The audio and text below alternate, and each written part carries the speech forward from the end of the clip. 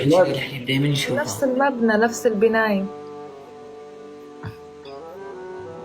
ما يتلاقون. ليه هاجر مصدومة؟ عادي إنه إذا كنا عايشين في نفس البناية عادي. أنا راح اسمعي راح فوت على غرفة لانا انتي فاتحة الباب برا. عم قلنا بنفس البناية وبنفس البيت يا بني آدم. لا باب البيت مشان اجي ازمر على البيت. فيك تدق الجرس عادي. يا كذا اسمع. هاي شد روحك وريح. طنن طنن طنن.